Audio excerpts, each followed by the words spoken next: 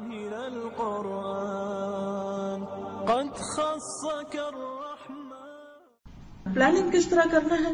مثلا یہ ہے کہ آپ پہلی چیز یہ کہ روزے کی تو آٹومیٹکلی اللہ نے پلاننگ کر دی، شروع کرنے اور اختتام کرنے کا وقت مقرر کر دیا. لیکن اس کے لیے آپ پلاننگ یہ کریں گے کہ آپ کو مثلا روزے میں گھر والوں کو کھلانے پلانے کے لیے کیا بنانا ہوگا، مہینے بھر کا آپ مینیو بنا لیجئے، راشن ڈال لیجئے، جو کچھ بھی کرنا ہے. اگر رمضان سے 1-2 دن پہلے آپ ان تمام کاموں کو کر لیں تو اس میں یہ ہے کہ رمضان میں بازاروں میں زیادہ گھومنے پھرنے سے جو وقت ضائع ہوگا اس کو آپ بچا سکتے ہیں. اور اسی طرح عید سے پہلے جو کچھ آپ نے شاپنگ کرنی ہے وہ آخری عشرے جیسی قیمتی ترین دنوں کو ضائع کرنے کی بجائے آپ اس کو پہلے سے ہی کر لیں. اور پھر اس کے بعد جیسے تلاوت قرآن ہے تو آپ اس کے لیے ضرور پلان کیجئے کہ آپ کو کب، کس وقت، کہاں، کتنا پڑھنا ہے.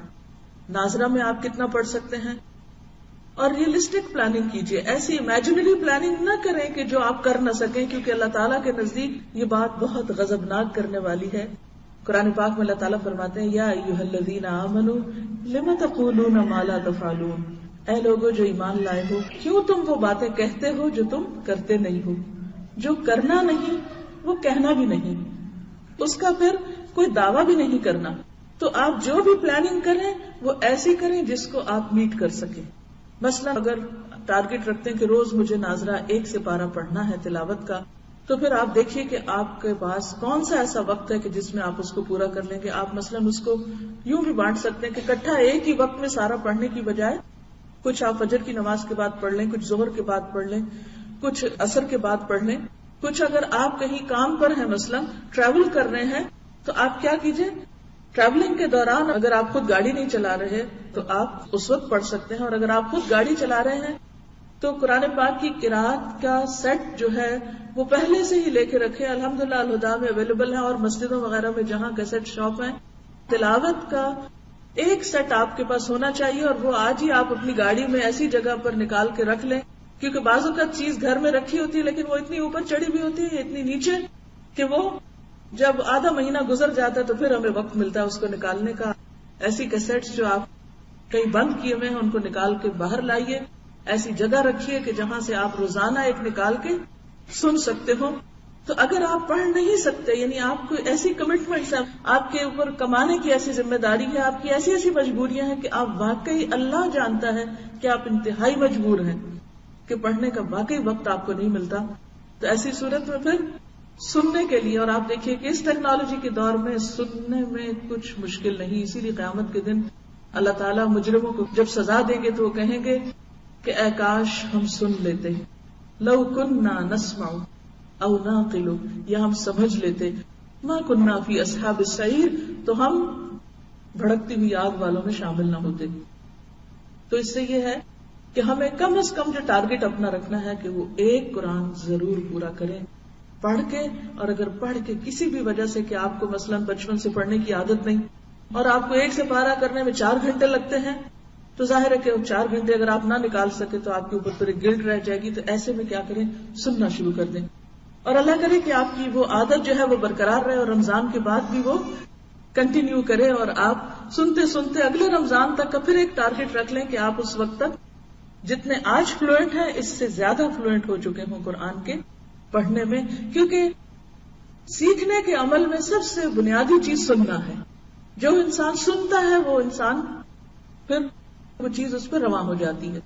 تو انشاءاللہ تعالی تلاوت کا کم از کم 1 سپارہ، بہتر تو یہ ہے کہ 1 سپارہ آپ ویسے ریڈ کریں، 1 سپارہ تراویحوں میں سنیں، 1 سپارہ ترجمے کے ساتھ کہیں سنیں.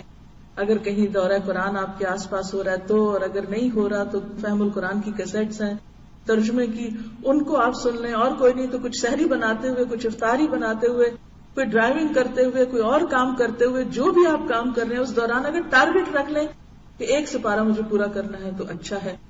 اور اگر وہ نہیں تو کہیں بھی قرآن کی جو کلاسز ہو رہی ہیں ان کو آپ جوائن کر کے کچھ نہ کچھ وقت دن کا ایسا ضرور نکالیں کہ جس میں آپ قرآن کی مجلس میں بیٹھیں. چاہے گھر والوں کے ساتھ وہ مجلس کریں یا کہیں باہر جا کے کریں، لیکن قرآن کی مجلس میں بیٹھ کر جو قرآن انسان کے اندر جذب ہوتا ہے اس کی تو بات ہی کیا ہے. تو کیونکہ رمضان میں قرآن نازل کیا گیا ہے اور یہ تجربے سے ثابت شدہ بات ہے کہ جتنا قرآن رمضان میں سمجھ میں آتا ہے اور دل میں اترتا ہے، عام دنوں میں روزے کے بغیر وہ بات ہی نہیں بنتی، کیونکہ اللہ تعالیٰ نے ان دو چیزوں کو لازم و ملزوم رکھا. لہذا روزے کی حالت میں قرآن کا پڑھنا اور سننا، اور پھر خاص طور پر رات کے وقت، اور جیسے کہ وہ حدیث میں آتا ہے کہ قیامت کے دن روزہ اور قرآن انسان کے حق میں سفارش کریں گے، آ کے کھڑے ہو جائیں گے. روزہ کہے گا یا رب میں نے اس کو دن میں کھانے پینے اور دیگر شہوانی خواہشات سے روکے رکھا، تو اس کے حق میں میری سفارش قبول فرما. اور اسی طرح قرآن سفارش کرے گا کہ یا رب رات کو میں نے اسے نیند سے روکا. یعنی اس کی سفارش میں خاص طور پر رات کی نیند کا ذکر ہے. یعنی اگر دن میں نہیں وقت ملا کسی وجہ سے تو تراویح میں یا تو خود پڑھ کے یا آپ کسی مسجد میں جائیں یا گھر میں انتظام کریں، کچھ بھی کریں، لیکن میک شور کہ آپ کھڑے ہو کر قرآن کو پڑھیں یا سنیں. تو یہ زیادہ آپ کے لیے انشاءاللہ تعالی بہتر ہوگا. اور اس میں پھر آپ میں سے ہر ایک بیٹھ کے اپنی اپنی ریٹن پلاننگ کرے، مجھے یہ کام ایسے کرنا ہے، یہ کام ایسے کرنا ہے. پھر اگر تراویح پڑھنا ہے تو پہلے سے طے کر لیں کہ تراویح کہاں پڑھنے جائیں گے آپ، کون سی قریب ترین مسجد یا جگہ ہے. یہ نہ ہو کہ ادھر سے نماز کا وقت ہو اور ادھر گھر میں بیٹھ کے آپ جھگڑ رہے ہو، ایک کہے وہاں چلے دوسرا کہے وہاں چلے، اور آپ پہنچے اس وقت جبکہ پہلے حصہ جو ہے وہ قرآن کا پورا ہو چکا ہو. تو آپ کو ٹارگٹ یہ رکھنا چاہیے کہ مجھے لیٹ نہیں جانا نماز میں، مجھے پورا کرنا ہے، لہٰذا مجھے اول وقت پہنچنا ہے تاکہ میں اپنا پورا سن سکوں. اور انشاءاللہ جب آپ نیت کر لیتے ہیں نا، ارادہ کر لیتے ہیں، 100% کا آپ ارادہ کر لیتے ہیں، تو انشاءاللہ اگر آپ اس میں سے 98% کر پائے، 95 کر پائے، تو بھی جو آپ کی نیت تھی اللہ تعالیٰ اس کو کاؤنٹ کرے گا اور آپ کا اجر پورا ہو جائے گا.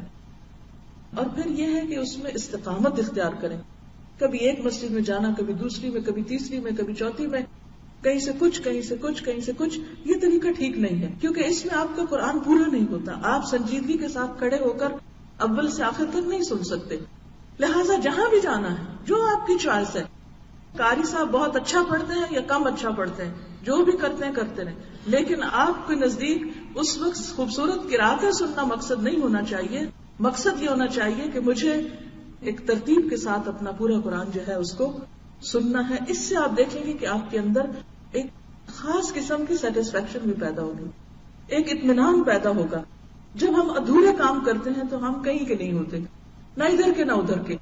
تو آپ کو اپنا ٹارگٹ کیا رکھنا، پلاننگ کیا کرنی ہے کہ مجھے قرآن پورا سننا ہے یا پورا پڑھنا ہے. خواتین یا ایسے لوگ کہ جن کے قریب کوئی مسجد نہیں ہے، یا ڈرائیو نہیں کر سکتے، یا کوئی لے جانے والا نہیں ہے، یا پھر کوئی پابندی نہیں ہے، تو ایسی صورت میں آپ کیا کر سکتے ہیں، گھر میں بھی خود سے پڑھ سکتے ہیں. اور اس کے لیے ہمیں دلیل ملتی ہے حضرت عائشہ رضی اللہ تعالی عنہا کے غلام حضرت زکوان کی، کہ جو مصحف سے دیکھ کر نفل نماز پڑھتی تھی. اور ابھی آپ خانہ کعبہ میں تراویح کے موقع پہ چلے جائیں، حتیٰ کہ امام پڑھ بھی رہے ہوتے ہیں تو پیچھے لوگوں نے اپنا بھی کھولا ہوتا ہے، کیونکہ سن کے دیکھ کے پڑھنے سے زیادہ سمجھ میں آتا ہے. اور نفل نماز میں اس کی اجازت ہے، رخصت موجود ہے. تو جو لوگ نہ کہیں جا سکتے ہوں وہ کھول کے بھی پڑھ لیں. اور اس میں آپ یہ بھی کر سکتے ہیں کہ اگر دن میں آپ کو الگ سے تلاوت کے وقت نہیں ملا تو پھر آپ کی تلاوت اور نماز دونوں رات کو نفل میں اکٹھی ہو جائے گی، دونوں چیزیں اکٹھی کر لیں. دیکھیے سب کے اوپر ایک فارمولا نہیں فٹ ہو سکتا. جیسے آپ سب کے ڈریسز فرق ہوتے ہیں نا، ہر ایک کا سائز فرق ہے، بالکل اسی طرح ہر شخص کی لمٹ اور کیپیسٹی فرق ہے. سب کو ایک فارمولا نہیں دے سکتے. اور میں آپ کو اب لسٹ بنا دوں، جی آپ کو ہر روز 1 سپارہ تلاوت کرنا ہے، تراویح پڑھ، بہت اچھا ہے جو یہ سب کر سکے. جو یہ سب نہ کر سکیں تو وہ پھر کم از کم کچھ تو ضرور کریں. اور منیمم کیا ہے کہ آپ تراویح میں پھر 1 سپارہ یا سنیں یا پھر اس کو دیکھ کے پڑھ کے اپنی تراویح مکمل کریں. پھر اس کے بعد آپ دیکھیے کہ اگلا ٹارگٹ ہمارا کیا ہے کہ دعائیں، یعنی کہ ہم نے عام دنوں سے زیادہ دعائیں مانگنی ہیں. اس کے لیے بھی تھوڑی سی پلاننگ کر لیں. مثلا آپ کے پاس دعاؤں کی کتابیں موجود ہوگی، الحمدللہ ہر جگہ سے اویلیبل ہیں. نہیں تو الہدا کے اسٹال پہ اللہ کا شکر ہے کہ اسٹاک موجود ہے. اور آپ اس میں بھی پلاننگ کس طرح کریں کہ مثلا سحری کے وقت آپ نے قرآنی اور مسنون دعاؤں سے آپ نے دعائیں پڑھنی ہیں. آپ روز کا ایک پیج باندھ لیں کہ مجھے 1 پیج پڑھنا ہے، 2 پڑھنے ہیں، ساری پڑھنی ہے. اٹ ڈیپینڈس کہ آپ کے پاس کتنا ٹائم. اچھا اس سے کیا ہوگا، جتنی بھی قرآنی دعائیں ہیں وہ ساری کی ساری آپ شروع سے لے کے آخر تک ایک صبح کے وقت میں، سحری کے وقت میں پڑھ جائیں گے. پھر اسی طرح صبح شام کی دعائیں بھی جو ہیں وہ بھی ہو سکتی ہیں. شام کے وقت افطار کے وقت بھی آپ کیا کر سکتے ہیں, کوئی ایک کتاب مقرر کر لیں اور اس میں سے آپ شروع سے لگ کے, یعنی اگر آپ کو آتی ہے نا تو دعا کا صرف سیکوینس دیکھیں گے تاکہ مس نہ ہو, اور باقی آپ اپنے دل سے مانگیں گے. بند کر لیں اگر زبانی آتی ہے, اول تو آنی چاہیے کیونکہ دعا میں خشوع ضروری ہے. اور یہ کتاب کا بتانا یہ کوئی آپ کے اوپر فرض یا لازم نہیں, لیکن یہ میں پلاننگ آپ کو کر کے دے رہی ہوں کہ اس طرح فائدہ کیا ہوگا, چھوٹے گا کچھ نہیں. صفحہ ایک پڑھا ادھر سے ایک ادھر سے نشانی رکھ لی. 30 دنوں پہ پڑھنا ہے تو, ہفتے میں ایک دن ختم کرنی ہے تو, ہر روز پوری دعائیں پڑھنی ہے تو, یہ تو ہر ایک کے لیے اپنا میدان کھلا ہے. جتنا بھی کوئی جیسا کرنا چاہے وہ کر سکتا ہے. پھر اسی طرح ذکر اذکار ہے تو مثلاً آپ اس میں ویرائٹی بہت موجود ہے, استغفار بھی موجود ہے, لا حول ولا قوت الا باللہ بھی ہے, سبحان اللہ و بحمدہ سبحان اللہ العظیم بھی ہے. تو آپ یہ کر سکتے ہیں کہ تھوڑا سا اپنا حساب رکھا کریں کہ میں کون کون سی تسبیح کی ہے یا نہیں کی. اس میں پھر آپ اپنے دن کی جو روٹین ہے, اور ہر ایک کی فرق ہوتی ہے. مثلا آپ بچوں کو اسکول چھوڑنے کے لیے جاتے ہیں تو آپ سوچیں جاتے ہوئے میں تسبیح پڑھوں گی سبحان اللہ کی, واپسی پہ میں لا حول ولا قوت الا باللہ پڑھوں گی. اب چھٹی کے وقت بچوں کو لینے جا رہے ہیں تو آپ استغفار جاتے ہوئے پڑھ لیں, واپسی پہ آپ چوتھا کلمہ جو ہے اس کو پڑھ لیں. یعنی اس سے کیا فائدہ ہوگا کہ ساری چیزوں کا جو فیض اور برکت ہے انشاءاللہ تعالیٰ وہ آپ کو نصیب ہوگی. پھر اسی طرح آپ دیکھیے کہ صدقہ خیرات جو ہے اس کی بھی پلاننگ کریں. اگر آپ کو زکوٰۃ دینی ہے تو ابھی سے آپ اپنی جیولری, اپنی ہر چیز کی پوری کیلکولیشن کر لیں کہ آپ کے پاس زکوٰۃ کے قابل کیا کیا چیزیں, کل آپ کے پاس پیسے کتنے ہیں, کرنسی میں کیا ہے آپ کے پاس. پھر اس کے بعد یہ کہ گولڈ کتنا ہے آپ کے پاس, باقی آپ کے پاس کوئی ایسی چیز ہے جو آمدنی کا ذریعہ ہے یا جس پر زکوٰۃ لاگو ہوتی ہے, یہاں ہے یا کسی اور ملک میں ہے یا کسی بینک میں ہے یا گھر میں رکھی ہوئی ہے, وٹ ایور, سب کو اپنا پتا ہوتا ہے. اور اس بہانے وہ ساری جو چیزیں وہ بھی سامنے آ جاتی ہیں. اگر اس میں سے کچھ وصیت کرنا ہے آپ کو تو بھی آپ کے سامنے ایک پوری لسٹ آ جائے گی کہ میں اس چیز کی مالک ہوں, اور اس میں سے میں اگر معلوم نہیں آئندہ زندگی کیا ہو, اتنا میں اللہ کے راستے میں دینا چاہتی ہوں یا اتنا فلاں بچے کو یا کسی کو پڑھنے کو یا وٹ ایور, تو اس کی بھی آپ ایک طرح سے لسٹ بنا لیں.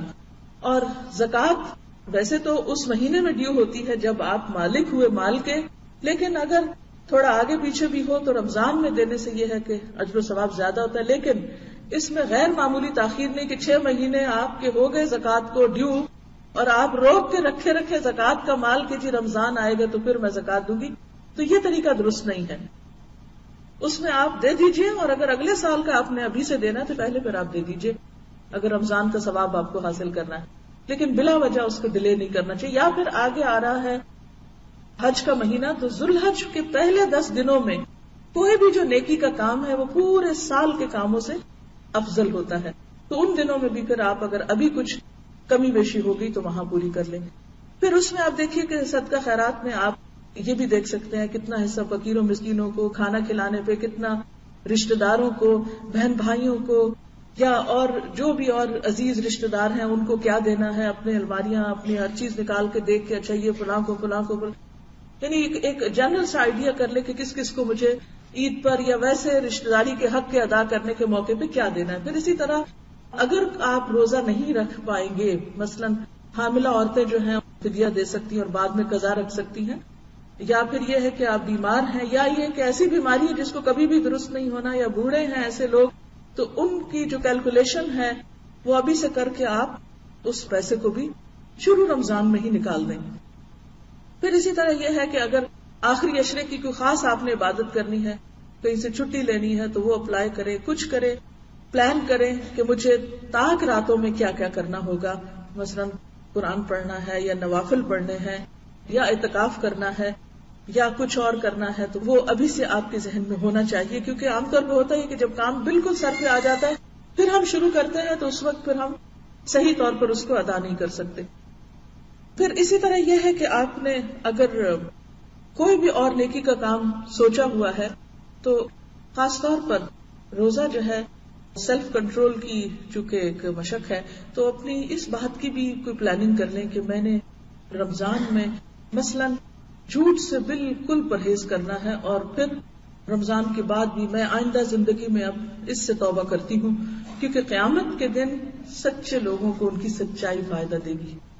تو دو باتیں ہو گئی. نمبر 1 ہمیں پرائرٹی سیٹ کرنی ہے، گھر کا ٹائم ٹیبل بدلے گا، اور کچھ کام ہمیں اس مہینے میں روزے کا تقاضا سمجھتے ہوئے کرنے ہیں، اور ان کاموں کو کرنے کے لیے ٹارگٹ مقرر کرنے ہیں، ٹائمنگز مقرر کرنے ہیں، طریقے طے کرنے ہیں، حتیٰ کہ یہاں تک پلان کر لیں کہ آپ کو عید کی نماز کس مسجد میں پڑھنی ہے، کیونکہ اس سے وقت بچتا ہے. جو لوگ صحیح پلاننگ نہیں کرتے اور پھر اس پلاننگ کے ساتھ لگ نہیں جاتے، وہ زندگی میں کچھ کر نہیں پاتے، کیونکہ وہ لاسٹ مومنٹ پر بھی شیکی ہوتے ہیں. اچھا وہاں جانا ہے یا یہاں، آدھے رستے پہ جا کے نہیں وہاں زیادہ بہتر ہے، اور اچھا وہ تو ابھی مجھے پتا چلا کہ اس کا تو ٹائم ہی گزر گیا، ابھی پھر واپس پلٹو، گاڑی ادھر موڑو اور وہاں چلتے. پہلے سے ہی پتا کر کے رکھنا ہے تراویح کا ٹائم کیا ہے کسی مسجد میں جہاں آپ جانے والے ہیں، عید کی نماز کس مسجد میں کس وقت ہوگی، پہلی نماز پڑھنی ہے یا دوسری پڑھنی ہے، کیا کرنا ہے کیا نہیں کرنا، سب چیزوں کا طے کر لیں. اور اس کے بعد مثلاً آپ ماں ہیں، ماں کی ایک بہت بڑی ذمہ داری ہے، گھر کا سارا نظام جو ہے ان کے ہاتھ میں ہوتا ہے، لہٰذا یہاں آپ اپنی کچھ اتھارٹی بھی استعمال کریں. بچوں کو اور میاں کو اور سب کو تھوڑا سا آپ بیٹھ کے ان سے مشورہ کریں، کیونکہ پلاننگ میں مشورہ ضروری ہے. مشورہ کریں اور اس کے بعد آپ کروائیں، میک شور کہ یہ چیزیں ہو رہی ہیں. اور پھر آپ دیکھیے آپ تو تنہا چل بھی نہیں سکتے، آپ کو تو بچوں کو بھی ساتھ لے کے جانا ہے. وہ قرآن پڑھ رہے ہیں یا نہیں پڑھ رہے، وہ نماز پڑھ رہے ہیں یا نہیں پڑھ رہے،